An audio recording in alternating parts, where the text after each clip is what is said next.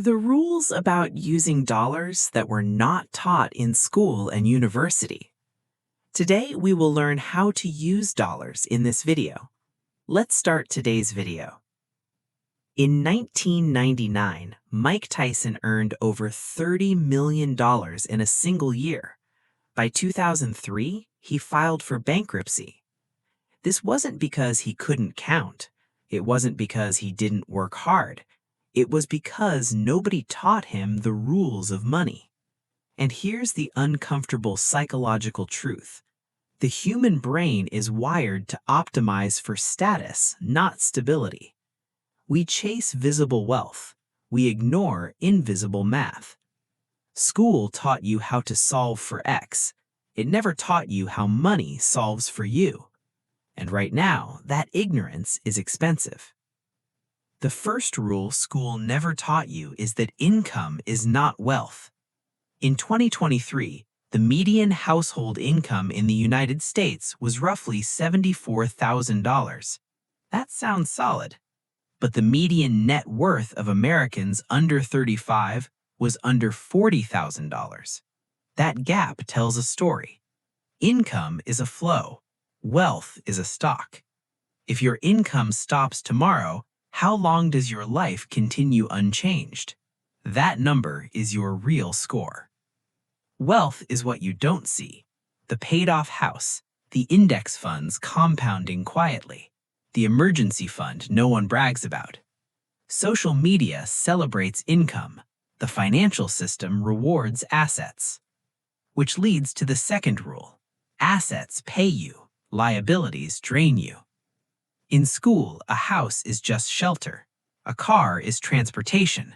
In financial reality, each object either feeds you or feeds on you. An asset puts money in your pocket without requiring your constant labor. A liability takes money out. The confusion is intentional. Marketing blurs the line. A luxury car feels like success. But if it depreciates 20% the moment you drive it off the lot and requires insurance, fuel, maintenance, and interest payments, it's not a status symbol. It's a cash flow machine pointed in the wrong direction. Meanwhile, a boring index fund tracking the S&P 500 historically returned around 8 to 10% annually over long periods. Not exciting, not glamorous, but mathematically relentless. Which brings us to the third rule. Compounding is not intuitive. Your brain evolved to understand linear growth. If you walk 5 kilometers per hour, after 4 hours, you've walked 20 kilometers. Simple. But money doesn't grow linearly. It grows exponentially. A equals P times 1 plus R to the T. That formula looks abstract. It isn't. It's the quiet engine of wealth. If you invest $10,000 at 8% annually, after 30 years you don't have $34,000. You have over $100,000. The growth accelerates in the final decade. Most of the gains come at the end. This is why starting at 22 beats starting at 32 more than talent ever will. Time is leverage, and leverage without risk is rare. Yet schools trained you to optimize for grades in your 20s, not ownership. Which leads to the fourth rule. The system rewards ownership, not effort. In 1971, when the U.S. left the gold standard, the nature of money shifted permanently. Since then, inflation has averaged around 3 to 4% annually. That means cash loses purchasing power every year. If your salary increases 3% annually and inflation is 3%, you are not moving forward. You are running in place. Employees trade time for money. Owners trade capital for scale. If you own shares of a company, you benefit from productivity gains, automation, global expansion.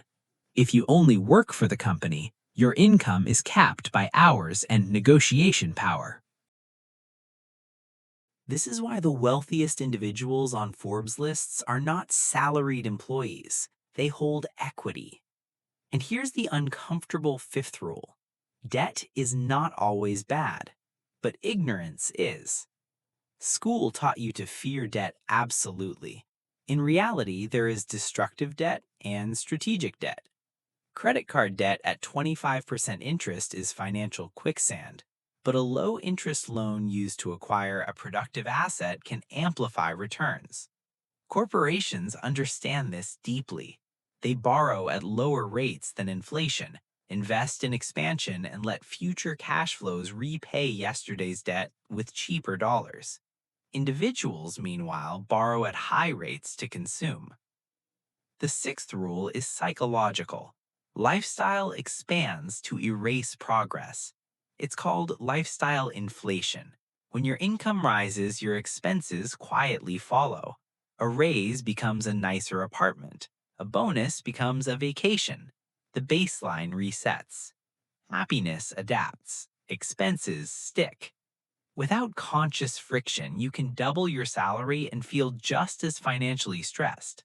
The problem isn't arithmetic, it's identity. If you see money as a tool for signaling success, you will spend to be seen. If you see money as a tool for freedom, you will invest to be invisible. And here is the final rule school avoided. The financial system is neutral, but it is not forgiving. It does not care about your intentions. It responds to math. Spend more than you earn, and time works against you. Invest consistently in productive assets, and time works for you. Delay investing by 10 years, and the cost is not 10 years of growth. It is the exponential tail you never reach. Look back at Mike Tyson. His peak earning years were short. His expenses were permanent. Without compounding assets, high income became a temporary illusion. Now zoom out. We live in an era of easy credit, rising asset prices, algorithm-driven consumption, and constant comparison. The pressure to look wealthy has never been higher. The incentives to quietly build wealth have never been less visible. So the real question isn't whether school failed you, it's this. If you now understand that income is not wealth, that assets outperform effort over time, that compounding rewards the patient and punishes the delayed, what will you optimize for? Status or freedom? Because in 30 years, the math will answer that question for you.